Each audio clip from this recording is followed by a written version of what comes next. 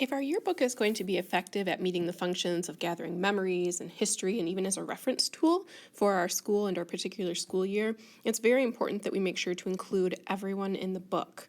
And so this particular lecture will give us some tips on how to do that by considering methods of coverage and also how we can use the ladder to help make that happen.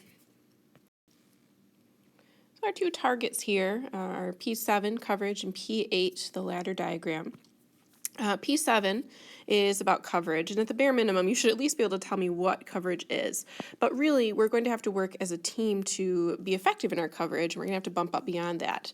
I'll go into the reasons why it's significant here.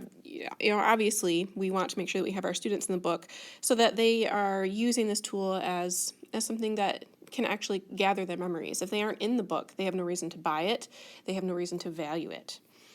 We're going to go over several different methods of coverage. I'll expect you to know what they are, but truly our end goal is that we can plan for coverage, and that is something that each one of us will have to take part in. P8 is about the ladder. By the end of this lecture, you'll know what a ladder is, so you'll be able to define it. You'll know why it's important. You'll be able to take a look at other ladders that we've used in the past and talk about what worked and what didn't work. No ladder is perfect. And then you'll also be creating your own ladder that will be submitted as a proposed ladder for our yearbook this year. So we'll talk coverage first. Coverage at its heart is simply including every student in the book. And we've already talked about why that's so important. There is a rule of 3 that most yearbook programs try to follow, and that is to have each student in the book at least 3 times. And in large schools where they're graduating 500 or more people, that can be a challenge, but we are a small enough school that this is actually very much within reason. In fact, we could probably even make it a rule of 5 for us if we really put our minds to it. But our goal, bare minimum this year, is to make sure that every single student is in the book at least 3 times. The rule of 3. Now, there are different methods that you can use to help make sure that every student gets into the book. It's not just about pictures. You can interview students or talk about them in stories.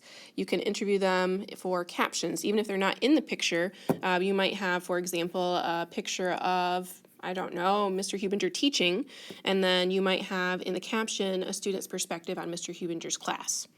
You can do a Q&A, so you can have a single question, and you can ask that one question to multiple students and feature all of their responses. You can use lists, so you can have students share with you their top favorite songs of the year, and you could have 5 different students with their 5 different songs.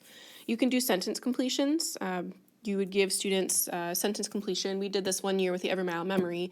We started with my favorite memory from this year is, and then they had to fill in the blank. That's a really quick way to get student feedback. They don't have to give a lot of information, so it works nicely. Of course, quotes. You can do just a pull quote on a page about that topic, so it doesn't have to even be an answer to a question or a part of the story, as long as the quote is high enough quality. You can do fast facts, too. I'm thinking especially for like student life pages or the people pages. There's a good opportunity to be like, did you know? And then you could share some fact about a student that maybe isn't known in the school. Maybe they participate in a sport outside of the school offerings. You can also, of course, include students in graphics. Photos are probably the number one way that we get coverage. And looking for opportunities to get groups of people is always an easy way to do that. You can also, though, go the route of different types of graphics, infographics and poll surveys. You can do bar charts, you can do pie charts, and you can feature students' names within those graphics to help indicate where they voted on whatever question you happen to be proposing. So that's another way to get people's input. And the nice thing is when you do these methods, students know they're going to be in the yearbook because you're going to approach them with, hey, I've got a question for you for the yearbook. So they're going to know they'll be in the yearbook. They'll know that we are making a tool that is going to be a good collection of their memories and of the history of this year. They're more likely to buy it. They're more likely to treasure it because they're a part of it. Now, there are some students who'll be harder to catch than others, so just 4 tips, things that have worked well in the past when trying to get those students who maybe aren't involved in sports and aren't involved in clubs.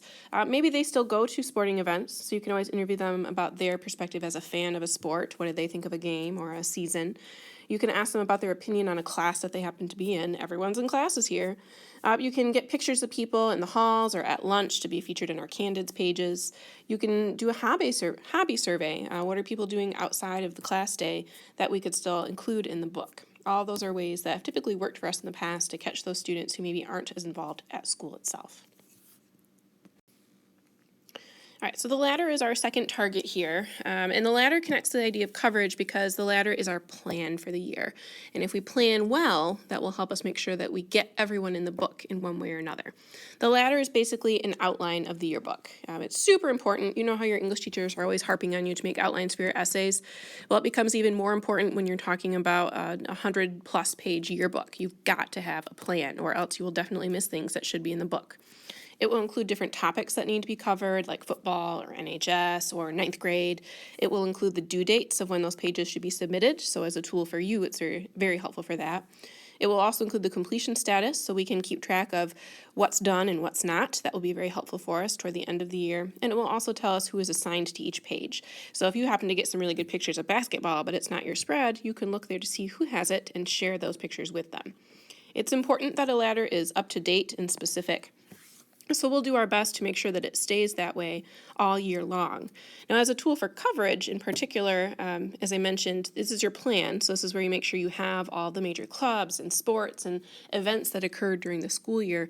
But you can also use this as a tool to make sure that you're getting people in.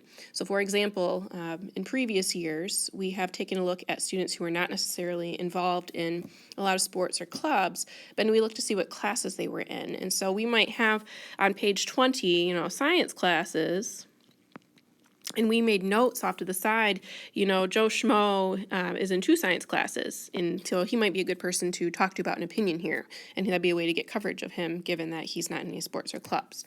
So we'd make notes like that, and then pass those on to the people who had those spreads to help make sure that we got thorough coverage of the entire student body.